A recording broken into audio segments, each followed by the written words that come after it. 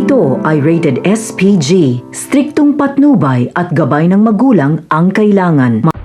Isang mapagpalang araw mga kapamilya. Ngayong nalaman na ni Tanggol ang buong katotohanan mula mismo kay Olga na hindi siya tunay na anak. Ang kinalakihan niyang amang si Rigor ay manunumbalik sa kanya ang kalbaryong dinanas niya mula kay Rigor.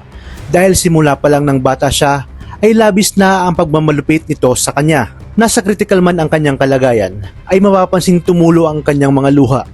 Gustuhin niya mang itanong kay Marites kung totoo ang mga sinabi ni Olga ay hindi niya magawa dahil sa malubha, sugatan at nag-aagaw buhay ang ating bida. Wala siyang kaalam-alam na si Ramon ang kanyang tunay na ama. Labis naman ang pagtangis at pagkabigla ni Tess sa kanyang mga nagawa. Siya mismo kasi ang bumaril at nakapatay kay Olga. Narinig mismo ni Marites ang sinabi ni Olga kay Tanggol na hindi ito tunay na anak ni Rigor. Kaya naman magtataka siya kung bakit sinabi ito ni Olga. Gayong sa pagkakaalam niya, magkasama sina Ramon at Olga. Tataka rin siya dahil alam niyang kapatid ni Olga si Ramon. Ibig sabihin, si Olga rin umano ang posibleng nagtangka sa buhay ni Ramon.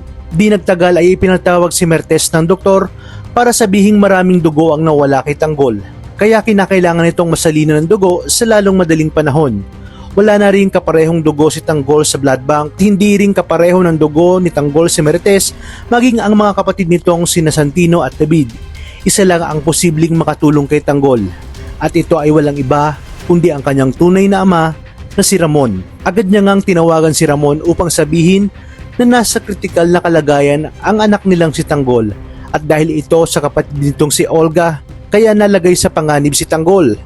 Sasagot na sana si Ramon nang biglang dumating si David. Kaya sinabi na lang ni Ramon na tatawagan niya itong muli.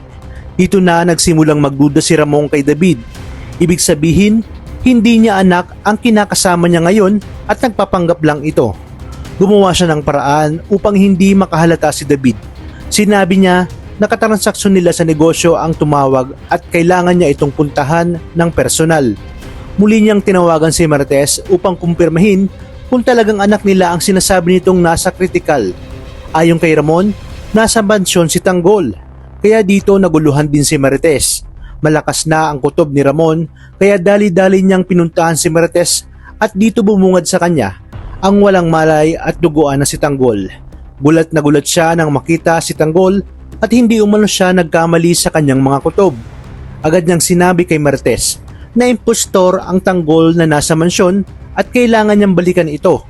Di pa man siya nakakaalis ay nagkamalay at dumilat na ang mata ni Tanggol. Naiyak si Marites pati si Ramon at umaapaw ang emosyon sa mga tagpong yun. Humingi si Ramon ng tawad kay Tanggol, ngunit hindi pa makapagsalita si Tanggol at makikita sa mata nito ang sama ng loob dahil sa mga revelasyong kanyang nalaman tungkol sa kanyang tunay na pagkatao.